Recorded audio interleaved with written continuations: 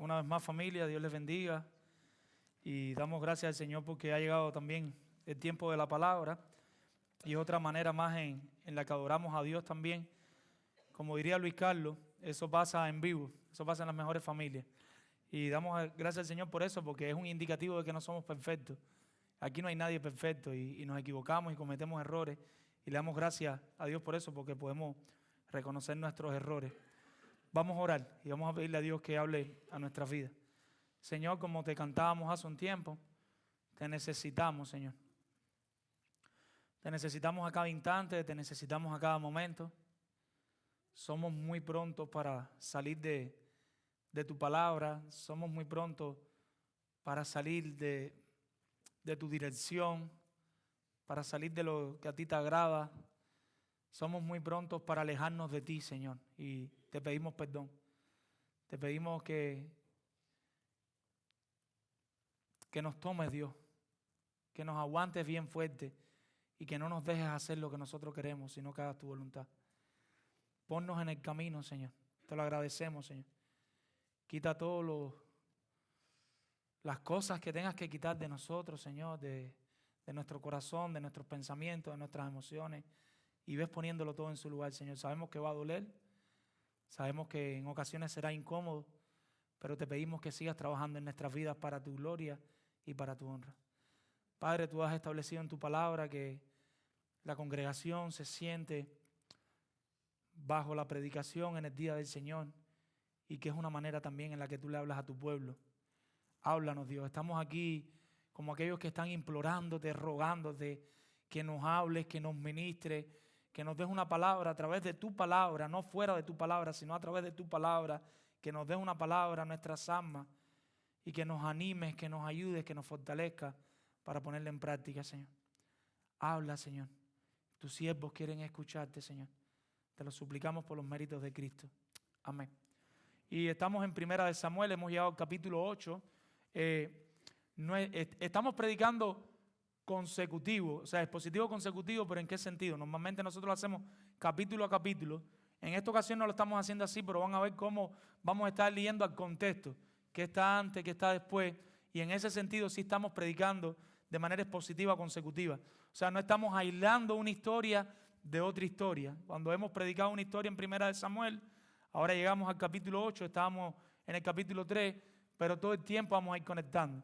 Y si Dios permite, en algún momento después, la siguiente predicación será en Primera de Samuel 15, que era el texto que estábamos leyendo hace un momento.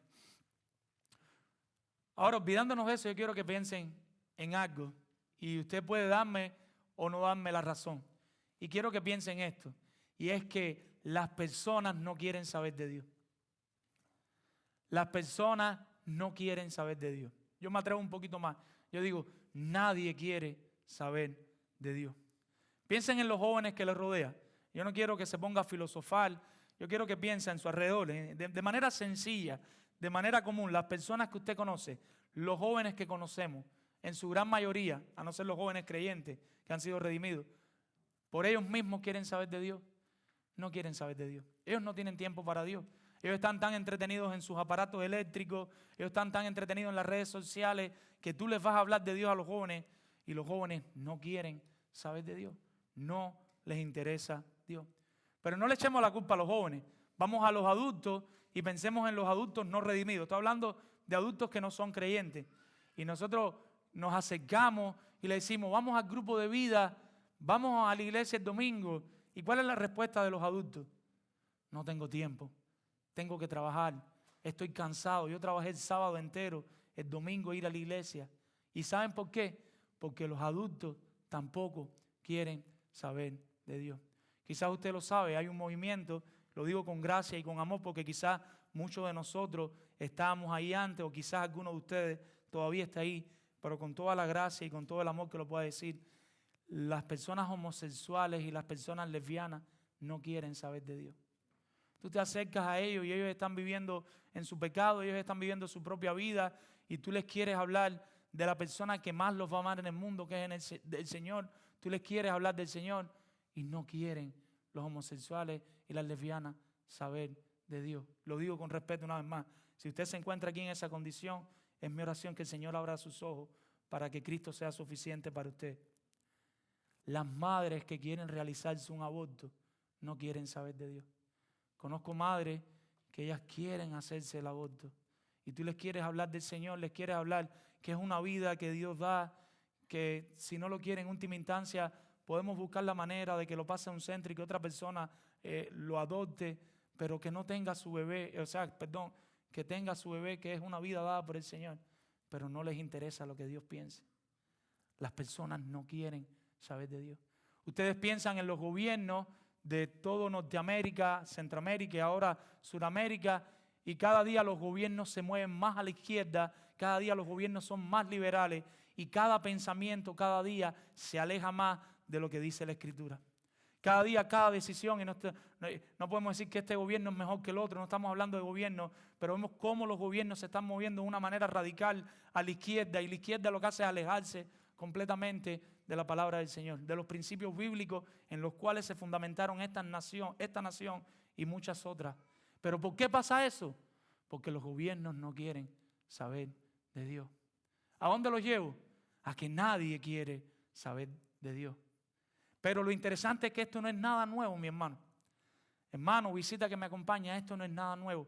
Esto es algo antiguo. Esto es algo que siempre ha existido. Las personas no quieren estar bajo el juicio de Dios. Las personas no quieren que Dios sea el que emita un juicio en su vida. Las personas quieren ser los que tienen su propio juicio, sus propios valores. Las personas no quieren ir y decir, bueno, vamos a ver qué dice la palabra de ese asunto. No, las personas quieren porque yo creo, porque yo pienso, porque yo. Y no quieren el juicio de Dios sobre sus vidas. Por eso no quieren saber de Dios. Y voy un poquito más. Las personas no quieren el gobierno de Dios sobre sus vidas. Recuerda, la semana pasada hablábamos que somos esclavos del Señor. Somos esclavos salvados por sangre, redimidos, pero somos sus esclavos. Él es nuestro amo, Él es nuestro Señor. Él puede hacer lo que quiera con nuestra vida y nosotros simplemente somos sus siervos, sus esclavos. Habla, Señor, y lo vemos en toda la Biblia. Habla, Señor, que tu siervo escucha. Habla, Señor, que tu siervo oye. Habla, Señor, ¿qué quieres que haga? Pero a nosotros nos cuesta el gobierno de Dios en nuestra vida porque no queremos saber del Señor. El título de nuestro mensaje hoy es Menospreciando a Dios. Menospreciando a Dios. ¿Y por qué? Porque la actitud, lo vamos a ver en nuestro texto, porque esta es la actitud de un pueblo que menosprecia a Dios para sus propios beneficios. Hoy vamos a estudiar cuál es la actitud, cómo actúa un pueblo que menosprecia a Dios para sus propios beneficios. Vamos a estar estudiando cómo nuestros corazones se mueven cuando nuestros corazones no quieren que Dios sea su dueño y su Señor. Y la primera actitud que vamos a ver es que desprecian su juicio. Desprecian su juicio. Ese es nuestro primer punto hoy, versículos del 1 al 5. Y dice la palabra del Señor en los versículos del 1 al 5. Desprecian su juicio. Aconteció que habiendo Samuel envejecido, puso a sus hijos por jueces sobre Israel. Y el nombre de su hijo primogénito fue Joel. Y el nombre del segundo, Abías. Y eran jueces en Berseba. Pero no anduvieron los hijos por los caminos de su padre, antes se volvieron tras la avaricia, dejándose sobornar y pervirtiendo el derecho. Entonces todos los ancianos de Israel se juntaron y vinieron a Ramá para ver a Samuel. Y le dijeron, he aquí, tú has envejecido y tus hijos no andan en tus caminos. Por tanto, constitúyenos ahora un rey que nos juzgue como tienen todas las naciones. ¿Y qué es lo que están haciendo estas personas? Estas personas están despreciando el juicio de Dios. ¿Qué significa despreciar su juicio? Significa desestimar, tener en poco el gobierno, el juicio de Dios. Nuestro texto dice en los versículos del 1 al 5 que ya Samuel había envejecido. Nadie se ofenda. Se piensa que Samuel tenía alrededor de 59 o 60 años. Eso no significa que si usted tiene esa edad, usted es un anciano, sino es la traducción, quizás un problema de traducción. Pero la edad posible, no me miren mal, es de 59 a 60 años. Ya Samuel tenía esa edad. Ahora, por su edad, Samuel ya había creado un circuito cerrado que era el que le permitía a él ir a diferentes lugares y allí dar este tipo de juicio, que las personas vinieran para ser juzgadas por la palabra de Dios a través del profeta. Ya Samuel lo tenemos como sacerdote, lo tenemos como profeta y ahora aquí lo tenemos como juez. Samuel está haciendo los 3 oficios en una nación: el oficio de sacerdote, el oficio de profeta y el oficio de juez. Y dice nuestro texto, nosotros vamos al capítulo 7, versículos 15 y 17. Ven que estamos trabajando con el contexto. Estamos en el 8, pero estamos viéndolo todo. Y en el capítulo 7, versos del 15 al 17, dice que Samuel estaba en Ramá y desde Ramá él tenía que ir al noreste a Betel, versículo 16. Después tenía que bajar al sur a Gilgal. Después tenía que subir al noroeste a Mizpa. Y de ahí, cerquita de Mizpa, estaba Ramá y regresaba a Ramá. ¿Qué nos está diciendo nuestro texto? Si usted va a un mapa de ese tiempo, usted va a ver un mapa grande y en medio de ese mapa grande, en el centro del mapa, en el corazoncito, él tenía un circulito, no pequeño, montañas, había lugares difíciles, pero Samuel no podía cubrir todo el área, toda la región de Israel. Ya con su edad de 60 años, 59 años, quizás los que tengan esa edad entienden un poquito a Samuel, ya lo que va pasando. Yo tengo 36 y van apareciendo dolores que yo no tenía hace 2 años simplemente y ya están apareciendo. Y uno puede entender lo que le pasaba. En medio de esa situación que dice nuestro texto, que Samuel lo que hace es que él tiene 2 hijos y a esos 2 hijos los pone a juzgar junto a él. Era algo que estaba establecido en el linaje de los levitas, que ellos venían por familia, por genealogía. Los hijos también continuaban con ese trabajo. Él no hace nada ilegal, él pone a sus hijos a hacer el trabajo que estaba establecido. Pero ahora, ¿dónde van sus hijos? Sus hijos tienen que ir más abajo a Beerseba, colindando ahí con los amalecitas, y allí más lejos, donde él no podía llegar, estaban allí juzgando sus hijos. Pero ¿qué dice nuestro texto que hicieron los hijos? Fracasaron en la labor que se les entregó. Fracasaron en la labor que se les entregó. No creemos que los hijos de Samuel eran como los hijos de Elí. Recuerden, Elí, y la Biblia no habla claro de esto, pero tiene alguna claridad. Elí, la Biblia te dice el narrador claramente que Elí falló en su labor como padre. Y por haber fallado en su labor como padre, ¿qué le pasó a los hijos? Una decadencia total. En este texto, toda la claridad que nos da la Biblia es que Samuel estaba actuando bien y Samuel estaba haciendo las cosas correctas. Posiblemente hasta cuando nombró a sus hijos, todo estaba bien. Vamos a llevar el tiempo y sus hijos venían a la iglesia, cantaban las alabanzas, no se habían buscado una novia que no era cristiana o un novio que no era cristiano y estaban ahí con sus papás sirviendo en todas las cosas y estaban interesados en el Señor, pero crecieron y se le dieron la responsabilidad. Alguien dijo, lo importante no es empezar bien, sino terminar bien. Y sus hijos fallaron en una de las 3 Fs. ¿Conocen las 3 F? Se las voy a enseñar. Qué bueno, menos mal. Yo no sé si ya le hice este cuento, se lo repito. En una ocasión había un pastor en Cuba, en el seminario donde estábamos estudiando.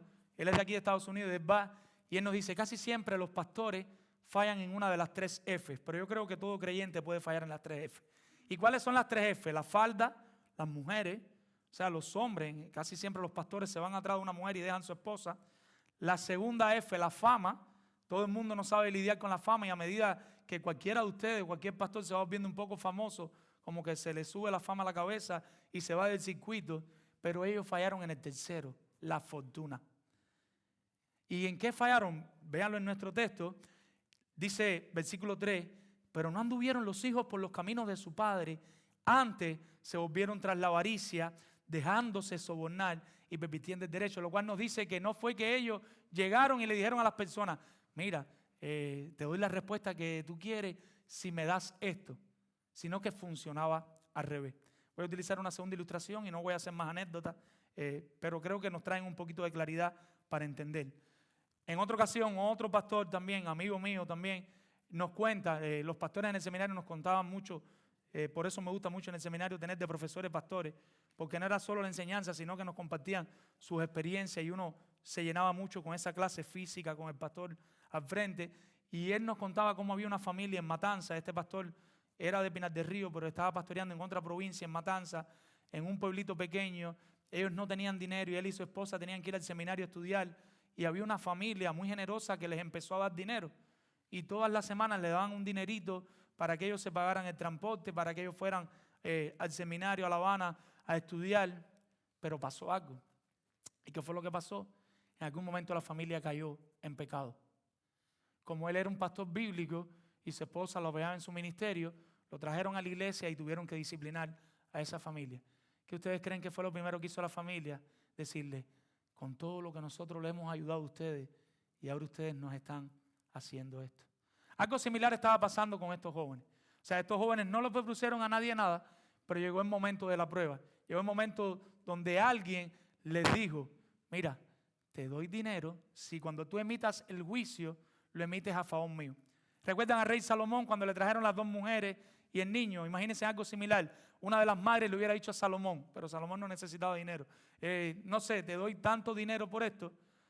En esta situación, estos levitas, Samuel que era fiel, posiblemente ellos no tenían tantas posesiones. Ellos vivían del diario, vivían de lo que se podía vivir. Una vida digna, pero de lo que se podía vivir. Y en medio de esa situación vinieron a sobornarlos, vinieron a ofrecerle dinero y cedieron y cayeron en el pecado. Entonces, ¿qué pasa después de esto? Y tengo una nota antes. Cualquier ayuda que un siervo de Dios reciba no debe comprometer su labor. Y eso no es solo para los pastores, es para cualquiera que está aquí. Cualquier ayuda que alguien reciba de algún hermano nunca debe comprometer. Si usted cree que te va a comprometer, mejor no la reciba. Y no es orgullo, mejor no la reciba. Pero si te va a comprometer, o sea, si te va a comprometer no la reciba, pero si la recibe, tampoco te dejes sobornar. Aunque te regalen una casa, si el día de mañana caes en pecado, recuérdale al hermano, vas a ser disciplinado, aunque me estés regalando la casa. Gloria a Dios, aleluya, la recibo, pero vas a ser disciplinado si mañana caes en pecado.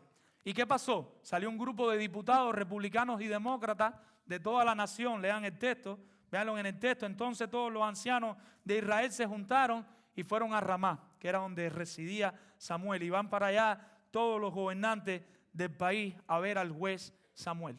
¿Cuál es el argumento que ellos estaban presentando? Es fuerte, pero le dicen, Samuel, tú estás viejo ya, 59 años, todavía yo creo que Samuel podía seguir. Piénselo un poquito. Si usted tiene 59, dice, mira, ya usted ya, todavía con 59 se puede seguir trabajando, pero ese es su argumento. Samuel, tú estás viejo y tus hijos no son como tú. Tus hijos no son como tú. Ellos no pensaron en la posibilidad de otras personas que quizás habían. Quizás no solo tenían que ser los hijos de Samuel, sino que fueron a los argumentos que ellos tenían. ¿Y cuál era la propuesta que ellos traían? Y la propuesta es, danos a un rey que nos gobierne. Y esto es interesante, como tienen las otras naciones. Ellos querían un rey como tienen las demás naciones. ¿Cuál es la situación? Y vamos a la situación de nuestro primer punto, versículo 5, vamos a leerlo. Y le dijeron, he aquí, tú has envejecido, lo estábamos diciendo, y tus hijos no andan en tus caminos, por tanto, constitúyenos ahora un rey que nos juzgue como tienen todas las naciones. La situación es que ellos querían un rey fuera como fuera. Estas personas, necesitamos un rey humano de carne y hueso, necesitamos un rey como tienen los demás, danos un rey y ya se acabó. Samuel, hemos venido aquí todos los diputados, republicanos y demócratas, que nunca nos ponemos de acuerdo, pero en esto nos pusimos de acuerdo, en ir en contra de Dios. Y aquí vamos y estamos delante de ti. ¿Para qué? Para que nos des un rey. Querían a un ser humano que fuera su rey como las otras naciones. Ahora, si nosotros vamos un poquito al contexto cultural, lo normal para todos los pueblos que habían alrededor era tener un gobernante, era tener un rey que los guiaba en la batalla, un rey que los protegía, un rey que estaba al frente de ellos. Eso era lo normal en el contexto cultural de todas las naciones. Pero si nosotros vamos al contexto histórico, nosotros vamos a ver que posiblemente nuestro libro viene después del periodo de los jueces, donde había una teocracia. ¿Y qué significa eso? Que el pueblo de Israel ya tenía un rey. ¿Saben cómo se llamaba ese rey? Dios. Dios era el gobernador, el legislador de su pueblo. Dios era el Dios de su pueblo. Pero ellos querían un monarca fuera como fuera. Regresamos, no podemos ir. Pero en Deuteronomio 17, usted en su casa puede ir, lo vamos a leer al final, sí lo vamos a leer, si quiere lo puede marcar ya. Deuteronomio 17, versículos 14 y 15, Y cuando nosotros leemos Deuteronomio 17, versículos 14 y 15, nosotros vemos que la ley daba un permiso al pueblo de Israel para tener un rey. O sea, en ese sentido no estaban violando la ley, en el sentido de querer un rey. Y la ley daba permiso para tener un rey. Ellos estaban pidiendo algo que que existía el permiso para tener. Pero el pasaje también nos enseña que ese rey debía ser escogido por Dios mismo y no por los hombres. O sea, hay permiso para un rey, pero no para un rey que piden los hombres. Dame a Esperancejo. No, era un permiso para que hubiera un rey escogido por Dios mismo. Que Dios fuera el que le dijera, este es tu rey. Este es el que va a reinar. Este es al que queremos por rey. En Jueces 8:23, lo puede anotar y buscar después también, nosotros vemos que Gedeón, recuerdan a Gedeón, el juez que Dios levantó. Recuerden, el pueblo caía en pecado, se apartaba de Dios y Dios levantaba un juez que lo guiara, que mediara dentro de ellos. En una ocasión, él levanta a Gedeón y no solo lo levanta, lo manda a pelear con 300 personas nada más para él llevarse toda la gloria. Después que vence, imagínense, un solo hombre con 300. Nosotros siempre estamos poniendo nuestra mirada en los hombres y dijeron a la gente, este es nuestro rey. Y le dijeron a Gedeón, te queremos por rey de nosotros. Imagínenselo ya, grande, fuerte, valiente. Este es nuestro rey. Y Gedeón le dijo, no, a Dios no le agrada que haya un rey humano. Ya nosotros tenemos un rey y ese rey es Jehová de los ejércitos. Esa fue la respuesta de Gedeón. Pero ¿qué pasó? Gedeón tuvo un hijo y ese hijo se llamó Abimelech. Y Abimelech no era como su padre. Abimelech quería reinar fuera como fuera. Él quería ser un rey. Él quería ser el rey. Y Abimelech tenía nada más y nada menos que 70 hermanos. Usted se imagina 70, si con 2 y 3 a veces uno se pone tenso. No, pero gloria a Dios por los hermanos. Tener 70 hermanos, pero ¿saben qué le hizo este hombre a sus 70 hermanos? Los mató a los 70. Los mandó a matar para poder ser él el rey. Y fue ganándose a las personas poquito a poco, endulzándolas por aquí y por allá, diciéndole las cositas que querían oír. Porque a las personas les gusta que le digan lo que tú quieres oír y quedando bien con todo el mundo. Y a pesar de matar 70 gente, la gente lo veía como un rey. Y se puso como rey a la fuerza. ¿Cuál fue el resultado? Dios no aprobó eso. Dios envió un espíritu de división entre ellos y otro pueblo, y el otro pueblo los atacó y terminó muerto. Porque Dios no estaba de acuerdo con un rey sacado por las personas. Había permiso para un rey, pero debía ser un rey puesto por Dios mismo. Si nosotros vamos un poquito más atrás y seguimos trabajando en contexto, porque la Biblia es una sola historia que está completamente conectada, y nosotros llegamos a Éxodo 15, versículos 17 y 18, cuando el pueblo de Israel es liberado de Egipto, y recuerdan que Moisés y su hermana Ana componen una alabanza inspirados por Dios. En las estrofas del versículo 17 y 18, por favor anote y puede ir revisando si lo que yo le estoy diciendo es mentira. Si es verdad, lo puede leer en su casa. De hecho, lo animo a que lo hagan con su familia. Quizás el lunes se lee en Éxodo, el martes se lee en lo otro. Hay muchas cosas que podemos hacer como familia y ser buenos verianos. Y saliendo de Egipto, ellos empezaron a cantar.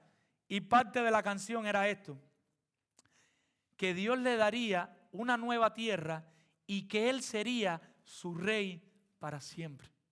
La alabanza, saliendo de Egipto, preso, sin rey, sin esperanza, sin nada. Y la alabanza, parte de la alabanza inspirada por Dios, porque esa alabanza fue inspirada por Dios, era que Dios los llevaría a un lugar donde Él les daría una tierra, pero en esa tierra, ¿quién iba a ser su rey? Dios mismo. Pero no unos días, sino para siempre. Porque Dios quiere ser el rey de sus hijos desde el día 1 hasta la eternidad. Dios quiere ser el rey de nuestras vidas y Él no quiere compartir eso con nadie. El plan de Dios siempre ha sido reinar sobre su pueblo redimido. Desde el día 1 que Él creó a Adán y a Eva, ¿qué quería Dios? Reinar sobre Adán y Eva. Pero Adán y Eva le dieron la espalda a Dios. Cuando nosotros vamos aquí a nuestro texto, contexto literario anterior, versículo 9, capítulo 7, contexto literario anterior, son palabras sofisticadas, pero lo que estoy diciendo es en el capítulo 7, versículo 9, y nosotros podemos ver cómo Dios sí se ocupaba de su pueblo. ¿Qué dice nuestro texto? Y Samuel tomó un cordero de leche y lo sacrificó entero en holocausto a Jehová. Y clamó Samuel a Jehová por Israel. ¿Y qué hizo Jehová? le oyó. Él clamó a Dios. ¿Y qué hacía Dios? Y si sigue buscando atrás, es la misma historia siempre. El pueblo clamaba a Dios. ¿Y qué hacía Dios? Dios respondía. Dios se preocupaba por su pueblo. Dios estaba atento a las necesidades de su pueblo. Entonces, ¿qué es lo que tenemos aquí? A un pueblo cambiando a Dios como su rey por autoridades humanas. Estaban menospreciando a Dios. Y al despreciar a Dios, estaban despreciando el juicio de Dios. Ellos no querían que Samuel no fuera su juez. Ellos no querían que Dios fuera su juez. Dios, no te queremos por juez de nosotros. Más adelante en el segundo punto lo vamos a ver con claridad. Samuel era un juez de parte de Dios y al rechazar que Samuel fuera su juez, estaban rechazando a Dios mismo. Estaban diciendo, Dios, no te queremos como juez sobre nosotros. Amados hermanos, como mismo aquellas personas rechazaron a Samuel como juez y de esta manera mostraban que no querían a Dios como el juez de su vida, asimismo hoy muchos rechazan a Dios. No quieren que nadie los juzgue, no quieren que nadie emita un juicio sobre sus vidas, quieren vivir a sus maneras sin rendirle cuenta a nadie, porque no quieren saber de Dios. Cuando tú dices, Dios, tú no puedes ser el juez de mi vida, al final el mensaje es, Dios, yo no quiero saber de ti. No me interesa lo que tú digas, me interesa lo que yo pienso. Hechos 10, versículo 42. Y estaba ahí Pedro predicando el evangelio de salvación en casa de Cornelio. ¿Recuerdan el pasaje? Pedro ve el manto de aquellos animales inmundos. El Señor le dice, mata y come. Y haciendo limpio todo tipo de alimentos. Pero al mismo tiempo le está dando un mensaje y era que el evangelio era para todas las personas. Él va donde está Cornelio. Él llega allí. Él predica el evangelio. ¿Y qué es lo que pasa? En ese momento Él les recuerda lo que a muchos hoy se les olvida. ¿Y qué es lo que se les olvida? Que el hecho que no quieran a Dios como juez en sus vidas no significa que habrá un juicio. El hecho que tú no quieras que Dios sea el juez de tu vida no significa que un día tú no te vas a tener que parar delante de Dios y rendirle cuenta a Dios. Hechos 10:42. Y dice Pedro, y nos mandó que predicásemos al pueblo y testificásemos que Él es el Dios, que Él es el que Dios ha puesto por juez de vivos y muertos. Dios es el juez de este mundo y todos vamos a tener que comparecer ante su tribunal. Según de Timoteo 4:8, Pablo dice, cuando ese juicio acontezca, los que amen su venida, el juez les dará una corona. ¿Y quiénes son estos? Los creyentes, porque solo los creyentes aman la venida de Jesucristo. Solo los creyentes están ahora aquí, están diciendo, sí, ven Señor Jesús, ven pronto Señor Jesús, o ven cuando tú quieras Señor, pero cuando tú quieras vas a ser bienvenido. Pero Romanos 2:5, ¿qué es lo que dice? A diferencia, pero por tu dureza y por tu corazón no arrepentido, atesoras para ti mismo ira para el día de la ira y de la revelación del justo juicio de Dios. Hay otro grupo que no quiere que Dios reine sobre ellos, pero que van a tener que estar en el juicio. En otras palabras, amado hermano y visita que nos acompaña, aunque ahora no quieras un juez divino en tu vida, un día te expondrás a un juicio celestial donde Cristo mismo será el juez justo y juzgará de acuerdo a la confesión de cada uno aquí en la tierra. Imagínese ese juicio donde Jesucristo es tu abogado defensor, pero al mismo tiempo Jesucristo es el juez. La buena noticia es que si tú eres de Cristo, si tú eres una persona que has creído en Cristo, que te has arrepentido de tus pecados, que has creído en el evangelio de salvación, tienes el juicio ganado y garantizado por los méritos de Cristo. Porque el mismo que murió es el mismo que te está defendiendo. Cuando alguien te pregunte, ¿y por qué tienes que ser salvo? El mismo va a decir, porque yo, Jesucristo, soy su abogado defensor y morí por él. Pero el mismo que te está defendiendo es el mismo que se va a parar como juez y va a decir, lo declaro libre. Está absuelto de pecado completamente. Ahora veamos el cuadro diferente. Estás en ese juicio y no tienes ningún abogado que te defienda. Y eres culpable, porque todo el que no ha venido a Cristo, todo el que no se ha arrepentido de sus pecados es culpable delante de Dios. Y estás en ese juicio sin abogado defensor. pero estás en ese juicio donde el juez fue el que murió por los creyentes, fue el que murió para que las personas crean y se arrepientan, y tú nunca has querido ni arrepentirte ni creer en Cristo como único y suficiente Salvador. ¿Cuál va a ser la sentencia? Culpable. ¿Cuál va a ser el castigo? Un castigo eterno de dolor, separado del Señor. Los que acepten que Dios sea el juez de su vida ahora tendrán al mismo Cristo como su abogado defensor. Los que rechacen vivir bajo el juicio de Dios en esta vida sufrirán de manera justa. Escuche bien, subrayo, con negrita, con todo lo que usted le quiera poner. Sufrirán de manera justa las consecuencias de rechazar a Dios. Porque abiertamente han rechazado a Dios. ¿Cuántas veces no se les ha predicado? El cielo cuenta la gloria de Dios. ¿Cuántas veces el cielo mismo no le ha susurrado? Dios existe, pero aún así no han querido creer en Dios. No han querido arrepentirse de sus pecados. El hecho de que alguien no acepte el juicio de Dios en su vida no significa que habrá un juez. Mi pregunta para ti y es, ¿en qué grupo te encuentras? ¿En qué grupo te encuentras? ¿Estás en el primer grupo? Tu corona es segura. ¿Estás en el segundo grupo? Estás a tiempo de cambiar de opinión. Si hoy mismo estás aquí, hoy es el día de salvación para ti. Arrepiéntete en Cristo con todo tu corazón. Reconoce delante de Dios cómo le has fallado y reconoce que hasta ahora tú no has querido su juicio, que tú solo quieres tu propio juicio, pero que ahora estás viendo con más claridad que sí necesitas su juicio en tu vida. Una nota al pie de página. Todos nosotros en algún momento no quisimos a Dios como juez en nuestras vidas, pero por su gracia Él nos alcanzó.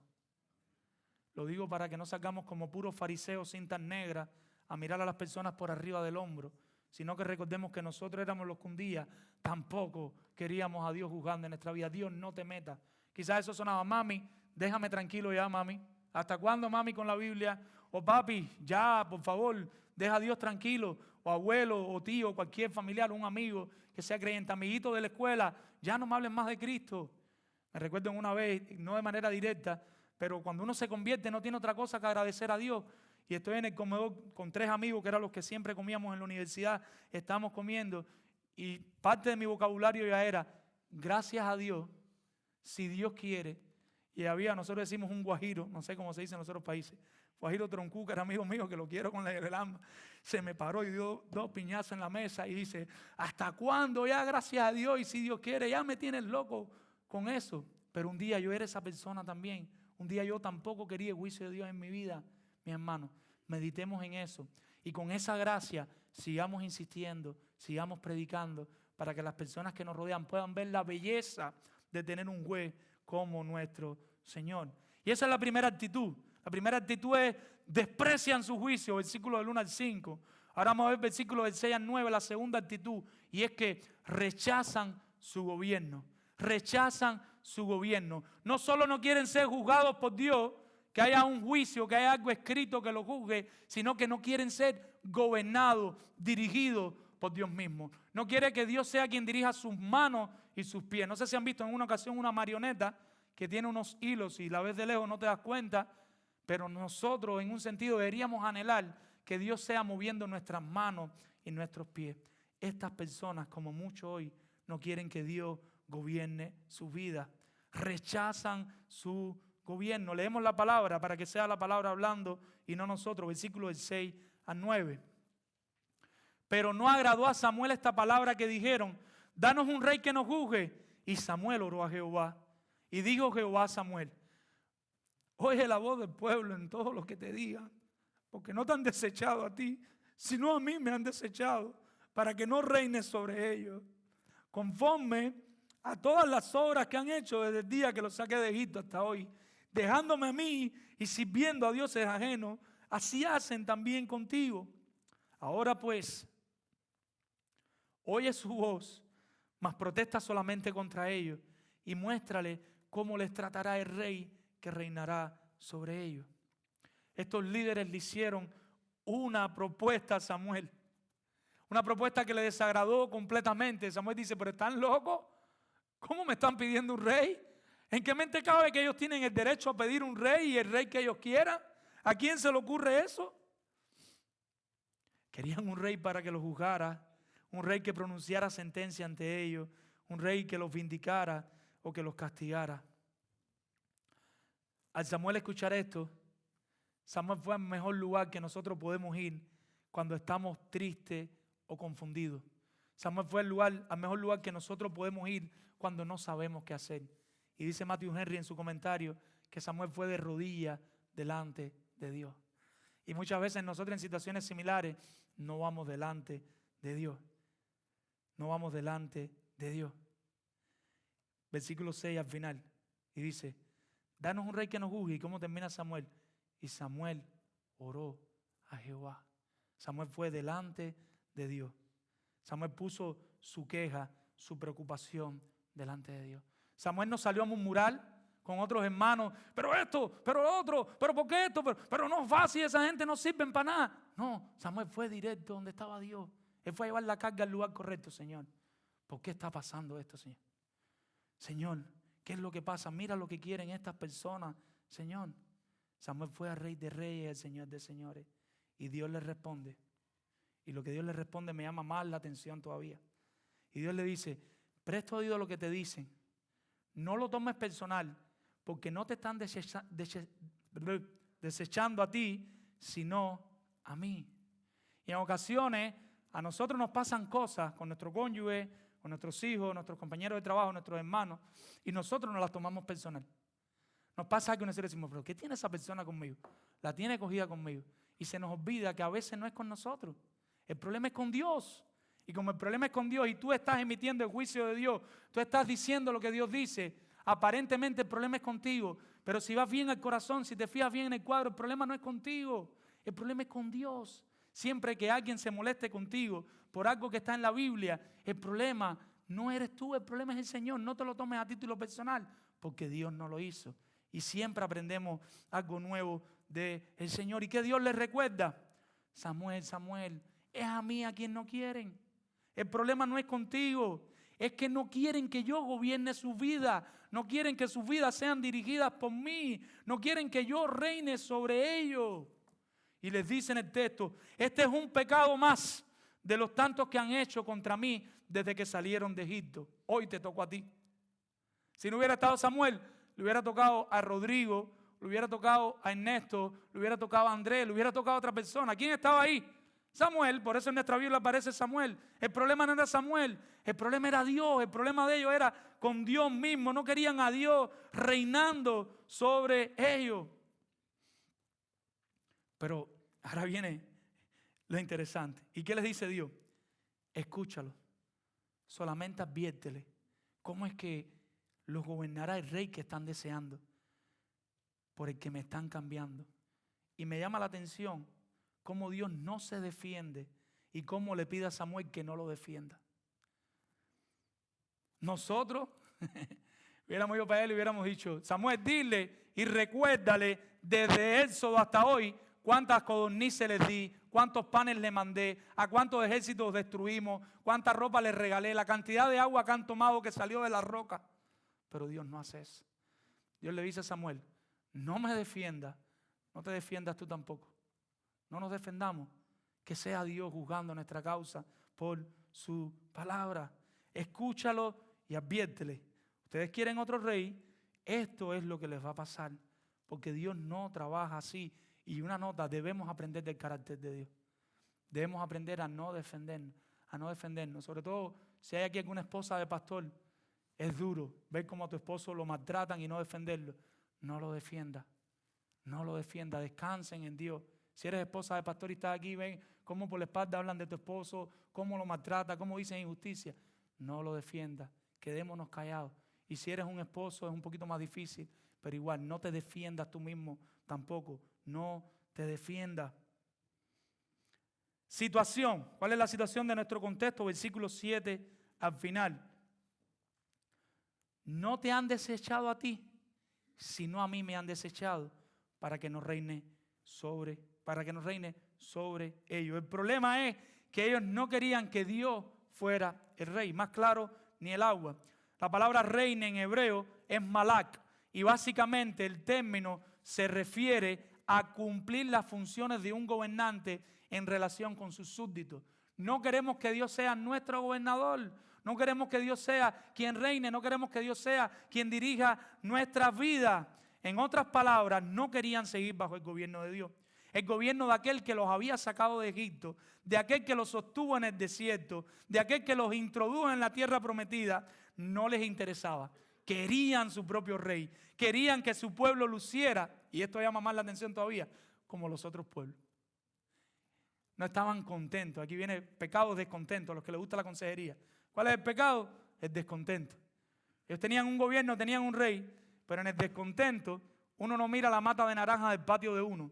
Uno mira las otras matas de naranja y uno dice, ay, como tiene naranja la mata del vecino. Quizás tú no tienes naranja, pero tienes una de guayaba o una de plátano, o tienes una orquídea y no tienes una rosa. Pero en el descontento uno siempre está mirando a lo que no está en tu patio. Y ellos querían tener lo que tenían los otros patios, luciera como luciera, se viera como se viera, fueran las consecuencias que fueran. Nosotros creemos que esto luzca como luce aquello y como luce lo otro. Algo así como, si otros lo tienen, si otros lo hacen, nosotros también deberíamos hacerlo. Nosotros somos el pueblo de Dios, pero si esos otros pueblos hacen esas cosas, nosotros también tenemos que hacerlo. Debemos hacer lo que hace todo el mundo. Cuentan que en una ocasión había un rey y este rey tenía un pequeño gobierno, tenía un castillo, pero tenía mucha tierra alrededor de su reino. Sus tierras eran enormes y poco a poco fueron llegando personas al reino del rey y le pidieron permisos. Rey, señor, ¿usted cree que podamos poner nuestra casita aquí y empezar a vivir? Y el rey, muy generoso, muy bondadoso, le dijo, sí, pongan su casita. Y poco a poco llegaron otras personas y le pidieron permiso al rey. Como el rey tenía tantos terrenos, tenía un pequeño gobierno, pero él era el dueño de todas las tierras, le dijo, sí, pueden poner su casita. Y fueron llenándose de casitas y de tener animales y de tener todas las cosas que ellos necesitaban. Pero él era muy generoso. En ocasiones, cuando una persona no tenía comida, como él tenía un poquito más de lo que él tenía, él le proveía a esas personas. Él tenía y él no tenía problema con proveerle los alimentos que necesitaran los que no tenían. Pero él iba un poco más, él no tenía que hacerlo. Recuerde, ellos le pidieron permiso para estar en su reino, pero estaban ahí completamente de manera gratuita. Ellos no pagaban taxes, ellos no pagaban impuestos, ellos no hacían nada. Ellos estaban disfrutando de las tierras, de los terrenos del rey. Y en ocasiones otros pueblos venían a atacarle y el rey, como él tenía su pequeño reino, salía con sus soldados a defender a esas personas que habitaban en su territorio. Él salía de manera voluntaria con su ejército a defenderlo. Él siempre estaba presente, estaba atento a las necesidades de su pueblo, adoptado, porque no era un pueblo real, vinieron de otro lugar, no eran sus hijos, no eran sus sobrinos, eran un pueblo adoptado. Un día, como ya había tanta confianza, ya estaban tan adaptados a las bondades del rey, las daban casi como automáticas, ya estaban adaptados que el rey los defendiera, que el rey le diera comida, que el rey le diera tierra, que el rey le diera más tierra a otras personas. Entonces se reunieron al pueblo y decidieron que ya no querían a este rey que los gobernara. Ya no queremos a este rey. ¿Y qué fue lo que decidieron? Debemos tener otro rey sobre nosotros. Amados hermanos, esto fue lo que hizo este pueblo. Este pueblo se olvidó completamente del rey que los adoptó y del rey que los defendía, que el rey que cuando venía otro pueblo era el que salía literalmente a defenderlo, el que mandaba sus ejércitos si los tenía que mandar para defenderlo, porque muchas de las peleas no las peleó el pueblo, las peleó Dios mismo, a veces con un sonido, a veces con 300 personas. Era Dios defendiendo a su pueblo y este pueblo se había olvidado de Dios. Del Dios que lo sacó de Egipto y del Dios que lo introdujo en la tierra prometida, del Dios que le dio alimento, le dio maná, le dio agua, le dio codornices. Se habían olvidado completamente de Dios, se habían olvidado que ya tenían un rey y ahora querían otro rey. Y a veces somos así, estamos tan adaptados a que ya las cosas están bien a lo que tenemos y nos olvidamos de agradecer lo que tenemos y siempre estamos mirando afuera y mirando lo que no tenemos. Mateo 21, versículo del 33 al 44, no hay tiempo, pero se narra la parábola de los labradores malvados. No sé si se acuerdan, había un hombre que tenía una viña, esa viña era de él propia, no era de nadie más, era de él, y se la dio a otras personas para que la trabajaran, pero después que la trabajaran, el fruto tenían que dárselo a él, que era el dueño. Ellos no debían producir cualquier fruto, ellos tenían que producir el fruto que él quisiera, porque él era el dueño de la viña, no era otra persona. ¿Y qué fue lo que pasó? Cuando envió a sus empleados a buscar el fruto, lo fueron matando uno a uno. Y mandaba a otro empleado y se lo volvían a matar. Por último, el dueño dijo, bueno, le voy a mandar a mi hijo. Quizás como es mi hijo, como es de mi sangre, y yo lo mando y no lo van a matar a él. ¿Sabe qué hicieron? Mataron también a su hijo. Visita que nos acompaña. Si tú no te arrepientes y crees en Cristo como tu Salvador, si tú no quieres el gobierno de Dios sobre tu vida, tú eres como el pueblo de Israel. Eres como los habitantes del reino prestado y eres como los labradores malvados. Ese eres tú. Cuando uno rechaza el gobierno de Dios es porque quiere establecer su propio gobierno. ¿Qué debes hacer? Arrepiéntete y cree. Si tú estás aquí y estás rechazando el gobierno de Dios en tu vida, Dios, yo no quiero que tú dirijas mis emociones, yo no quiero que tú dirijas mi negocio, yo no quiero que tú dirijas mi matrimonio, yo no quiero que tú dirijas la crianza de mis hijos. No es solamente que tú no quieres a Dios, sino es que tú quieres tu propio gobierno, tú quieres ser tu propio gobernante y estás rechazando a Dios. Estás a tiempo, arrepiéntete y cree. Dios es toda gracia, Dios es toda misericordia, Dios es toda bondad. No importa lo que hayas hecho, no importa cuántas veces le hayas fallado, no importa cuántas veces hayas rechazado su gobierno. Hoy es el día de arrepentimiento. Arrepiéntete, pídele perdón y empieza de cero. Dios es el Dios de las nuevas oportunidades. Dios es el Dios de los nuevos comienzos. Ah, sí, el pecado nos marca. Vas a quedar marcado. Hay marcas que produce el pecado que quedarán ahí para siempre. Pero aún así, Dios te perdona, Dios te acepta y Dios te guía. Creyentes que están aquí, ¿hasta dónde Dios es el rey de tu vida? ¿O hasta dónde eres el rey de tu vida? Pregúntatelo. No al hermano al lado, pregúntate tú. ¿Hasta dónde Dios es el rey de mi vida ahora mismo? ¿Cuánto del gobierno de Dios opera en ti? ¿O quieres un nuevo rey? Y Dios permita que esa no sea tu condición hoy. Que te hayas apartado tanto de Dios que ahora mismo estás coqueteando con la idea de que quieres un nuevo rey en tu vida, de que ya no necesitas a este rey como aquel pueblo adoptado que vimos ahorita en la historia. ¿Cuál es tu estado espiritual? ¿Cuál es tu condición espiritual ahora mismo? ¿Estás dispuesto a decir, oh Señor, sí, mira, esta nueva verdad, Señor, yo no lo había visto, Señor, me arrepiento, Señor, yo había estado pecando hasta hoy, pero era que yo no sabía, pero mira, lo veo tan claro ahora, Señor, yo quiero que me ayude, gobierna sobre mi vida en esto, yo quiero empezar a hacer esto bien. O llegan las verdades, llegan las verdades, llegan las verdades. Y tú no dices que no, pero no dices que sí. Y cuando tú no dices que sí, estás diciendo que no. Y cuando tú no dices que no, no le estás diciendo que no lo quieras a Él, sino que quieres seguir tú siendo el capitán de tu barco. Porque eso es lo que nos pasa, nos cuesta soltar el timón y decirle a Dios, móntate aquí y maneja este barco. Y yo sé que me va a costar, pero maneja este barco porque no queremos ser esclavos. No queremos ir a darle a los remos. No queremos decir, Señor, ¿para dónde es? Vamos, que yo los guío. Ustedes remen, que yo los guío. No, no queremos. Queremos decirle, Señor, dale a remar un ratico. Resuélveme las cosas que necesito y déjame montarme un ratico aquí porque yo soy el que sabe manejar. Yo soy el que sabe cómo manejar esto. Te pregunto, ¿quieres un nuevo rey? Si ese es el caso, es porque Dios nunca ha sido tu rey. Si tú crees que eres un creyente, pero tú anhelas un nuevo rey ahora mismo, no es que te vas a apartar del Señor, es que tú nunca fuiste regenerado por el Señor. Porque una persona que verdaderamente ha sido regenerada por Dios va a amar a su Señor hasta que llegue a su presencia. Va a llegar sin brazos, sin ojos, tuerto, dañado, golpeado, pero Él va a decir, Señor, yo quiero que tú sigas dirigiendo el barco. Porque si tú eres el chofer, mi barco va a llegar a puerto seguro. Pero si tú ahora mismo estás rechazando que Dios sea el gobernador de tu vida, que Dios sea el piloto de tu avión, que Dios sea el que maneja tu barco, no es que te estás alejando de Dios, no es que te estás apartando y te vas a apartar, es que Dios nunca te regeneró. Arrepiéntete y cree porque también hay salvación para ti hoy. Hoy es tu día de salvación. Arrepiéntete y cree. El Hijo del Señor de la viña murió en vano para ti. Aquel Señor, el dueño de la viña, representa a Dios y el Hijo representa a Jesucristo y cómo lo mandó y tuvo que morir por los malvados. Si tú eres de los que no cree y se arrepiente, eres de los malvados que lo mataste. Y el Hijo murió en vano para ti. Y tal vez tú me preguntas, ¿por qué dices eso? Porque los verdaderos hijos de Dios no necesitan otro rey en sus vidas que no sea Cristo. Cristo es nuestro rey. ¿Cuántos pueden decir amén sin pena? ¿Cuántos pueden decir amén? Por última vez, ¿cuántos pueden decir amén? Ya dijeron amén. Dijeron que Cristo es nuestro rey.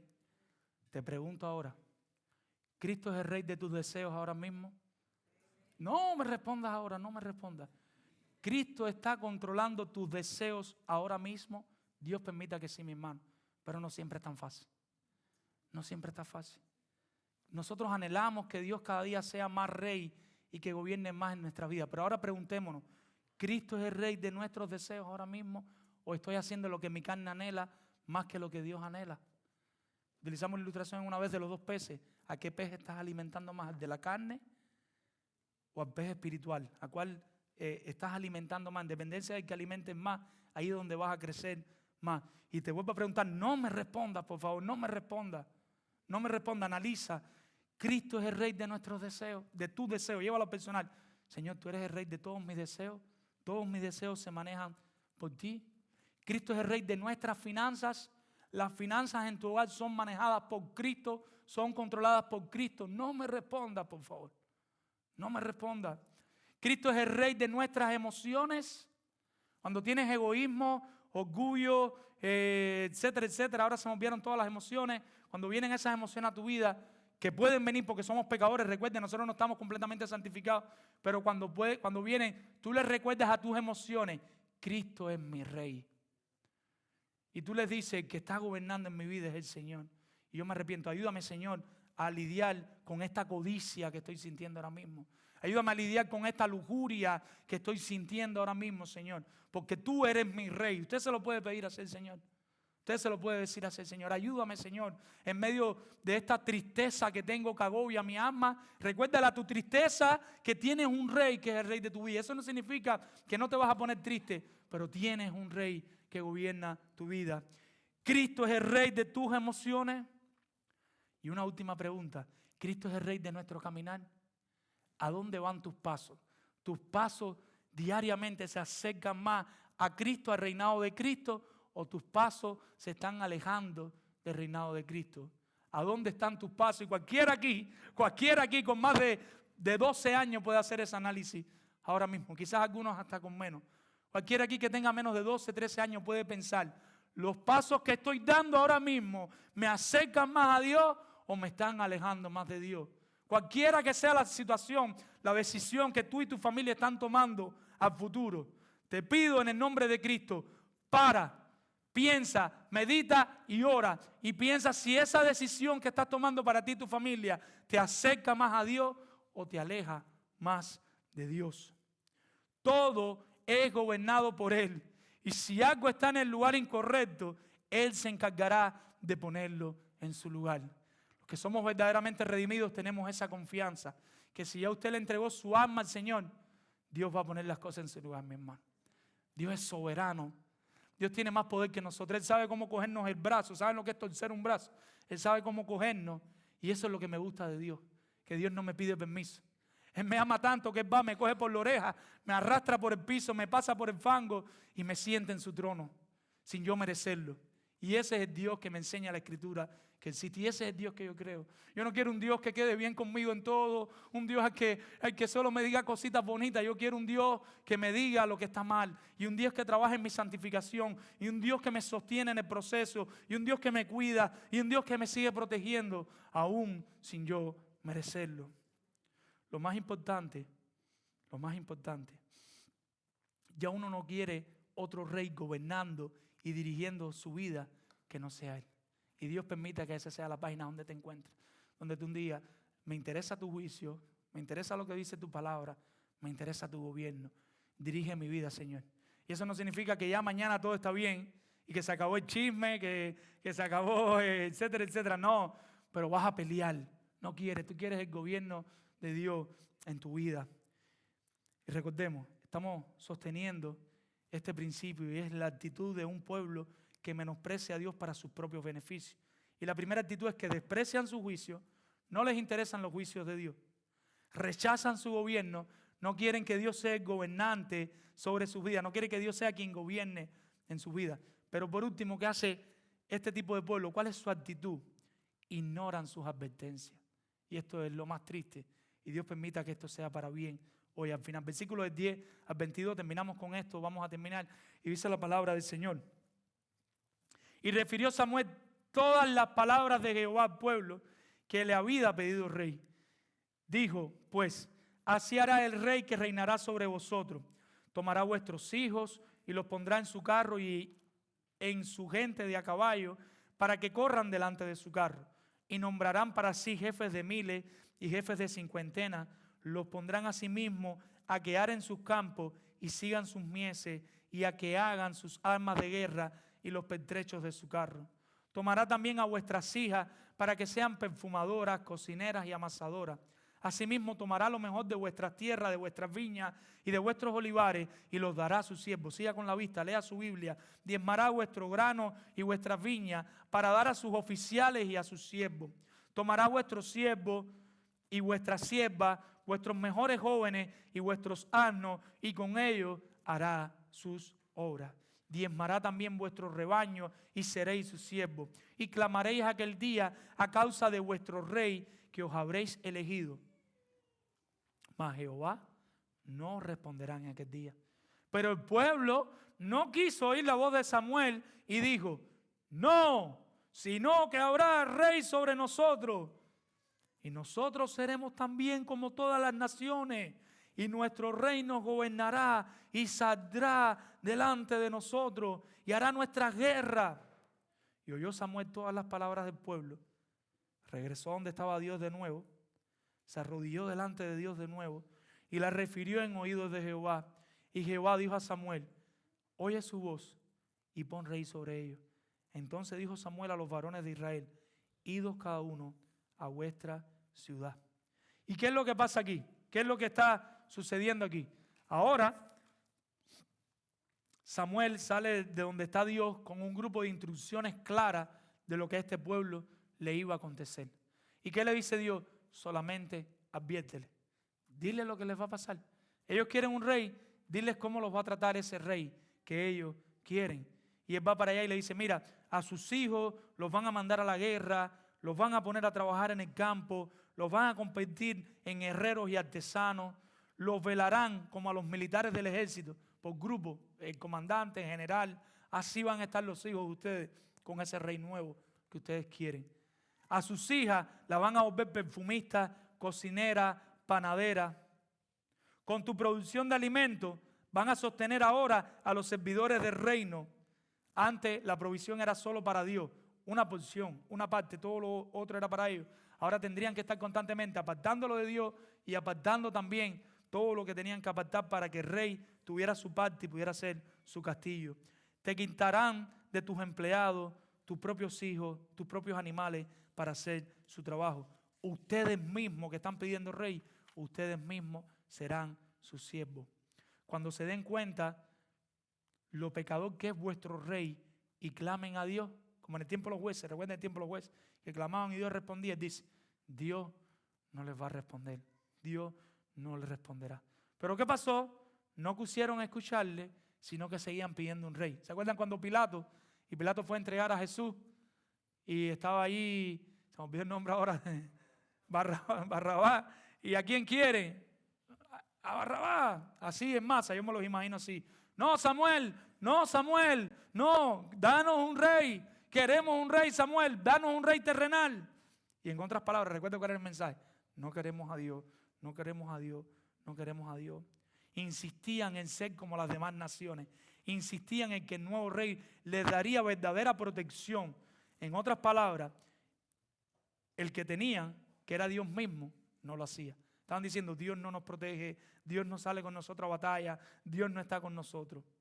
Samuel lo escuchó, se presentó delante de Dios y le dijo lo que el pueblo quería. Dios le dice, procede, ponle rey. Dios le dice, ellos quieren rey, pues vamos a darle un rey. ¿Cuál es la situación? Versículo 19. ¿Qué dice el versículo 19? ¿Cuál es la situación que tenemos aquí? Pero el pueblo no quiso oír la voz de Samuel y dijo, no, sino que habrá rey sobre nosotros. No les interesaba lo que Dios tenía que decir, ignoraban las palabras de Dios. Pero mira, la Biblia dice, no, la Biblia dice eso, pero no, que lo diga, a mí no me interesa. Pero mira, el Señor, mira lo que dice aquí, el Señor lo que le agrada es esto. Está bien, eso es lo que le agrada a Él, no lo que me agrada a mí. Así estaba este pueblo de ciego, así estaba este pueblo de espalda a Dios. No le interesaba lo que Dios tenía que decir. La motivación, versículo 20, la primera parte. ¿Y qué querían? Y nosotros seremos también como todas las naciones. Ellos querían ser como las demás personas. Querían ser como los demás pueblos. La gloria y la felicidad de Israel era ser diferente a los otros pueblos. El orgullo de Israel era que Dios había constituido un pueblo para él que debía marcar la diferencia entre las demás naciones. Israel siempre estaba orgulloso de eso. Nosotros somos diferentes porque tenemos un Dios diferente. Todos los dioses eran de madera, de yeso, ninguno tenía poder. Y nosotros tenemos a Dios vivo sobre nosotros. Ese era el orgullo y la alegría de Israel. Eran el pueblo de Dios. Lo que las diferenciaba de las demás era tener a Jehová por rey y legislador. Eso era lo que les diferenciaba. Ahora ellos querían ser como los demás pueblos. Ahora sí vamos a ir a Deuteronomio 17 y vamos a leer los versículos 16 y 18 porque quiero que lo vean con sus propios ojos. Si fueran tan amables los que puedan ir a Deuteronomio 17, versos 16 y 18. Del 16 al 18 dice la palabra del Señor. Recuerden que dijimos, había permiso para un rey, pero debía ser un rey puesto ¿por quién? Por Dios. Y ahora, ¿cómo debía ser ese rey? Recuerden la advertencia que le hicieron. A ellos le hicieron una advertencia. Ustedes quieren un rey nuevo, este rey va a trabajar con sus hijos, con sus hijas, este rey va a quitar de su dinero, este rey a la larga va a ser de menos provecho que tener a Dios mismo como rey, ¿correcto? Ahora miren el rey que Dios quería para ellos. Este es el rey que Dios quiere para la vida de ellos, pero que Dios quiere para la vida de nosotros. Es este rey. ¿Y cómo es? Este rey no aumentará para sí caballos, ni hará volver al pueblo de Egipto con el fin de aumentar caballos. Porque Jehová ha dicho, no volváis nunca por este camino, ni tomará para sí muchas mujeres, para que su corazón no se desvíe, ni plata, ni oro amontonará para sí en abundancia. Y cuando se siente sobre el trono de su reino, entonces escribirá para sí un libro, una copia de esta ley del original, que está al cuidado de los sacerdotes levitas. Y ahí sigue diciendo después todo lo que haría este rey. Entonces, mis hermanos, la ley les daba permiso para un rey, pero Dios los dejó que tuvieran un rey. ¿Cómo era el Dios que Dios tenía en mente? Era un rey perfecto, un rey que se condujera de manera agradable delante de Dios. Era un rey completamente diferente al de las naciones. Y nosotros necesitamos un rey así. ¿Saben quién era ese rey? Jesucristo. La idea y el plan de Dios es que Cristo reine por siempre. Y ningún rey ha cumplido esos estándares. Saúl no los cumplió. David no los cumplió. Salomón no los cumplió. Cuando usted va a ese texto, nadie cumplió con los estándares. El único que los cumpliría, ¿quién sería? Jesucristo. Ese es nuestro rey. Nosotros necesitamos a Cristo. Los que ya son creyentes, te pregunto, ¿Cristo es tu rey? Un rey diferente, único, nuestro rey. Visita que nos acompaña, ¿lo conoces? Necesitas una persona como rey sobre tu vida para darle un juicio y para gobernarte. Necesitas un rey en tu vida, necesitas a Cristo. ¿Qué es para ti la palabra de Dios? Te pregunto para terminar. ¿Qué es para ti la palabra de Dios? La palabra de Dios debe ser el centro de nuestra vida. La palabra de Dios debe ser la que gobierne, la que guíe nuestras vidas. Ya nosotros tenemos un rey y nosotros deberíamos vernos como sus esclavos. Hay un discipulado que tenemos en la iglesia y es el discipulado del bautismo. Y en la segunda clase del discipulado del bautismo hay una enseñanza que dice que Dios debería ser el dueño, o Dios es el dueño de sus hijos, de su tiempo. ¿Qué significa eso? Que nuestro tiempo ¿de quién es? De Dios. Por supuesto, uno duerme, uno trabaja, Pero el dueño del tiempo de un creyente, el tiempo de un creyente es para Dios. Dios debería ser el dueño de nuestro dinero. Significa eso, nosotros pagamos todo lo que tengamos que pagar, pero consciente que estamos manejando el dinero ¿de quién? De Dios. Y Dios debería ser el dueño de nuestros talentos. Dios nos da dones, nos da talentos, pero son para ponerlos al servicio de Dios. Como iglesia no debemos dejarnos mover tan fácilmente por las modas y por las tendencias. Siempre viene la frase, pero todas las iglesias lo tienen. Pastores, vamos a poner, qué sé yo, una mujer bailando ahí. Todas las iglesias lo tienen, vamos a ponerla. Porque siempre nos vamos atrás de lo que otros quieren y de las tendencias que otros tienen. Deberíamos preguntarnos mejor, ¿qué dice la Biblia de ese tema? Y que Dios sea el que gobierne, que Dios sea el que emite juicio sobre nuestra iglesia y sobre nuestra vida. A veces nosotros queremos que nuestra iglesia sea como la iglesia de la Nebraska o como la iglesia de la Hillsboro. ¿Y por qué no mejor desear que nuestra iglesia sea como la iglesia de la Biblia? ¿Por qué no regresar a la Biblia y ver qué dice la Biblia antes de estar anhelando cualquier otra cosa? ¿Qué haces con las advertencias que Dios te da en su palabra? En ocasiones nuestros padres terrenales nos advierten, les ignoramos y sufrimos las consecuencias. No sé si le ha pasado, a mí me ha pasado, que mi mamá y mi papá me dicen, no hagas esto, no hagas esto, y yo lo hacía y ahí venía el problema. Así mismo pasa con nuestro Dios celestial. Él nos advierte, le ignoramos y sufrimos la consecuencia. Cuanto más sufrimos las consecuencias de ignorar las advertencias de Dios,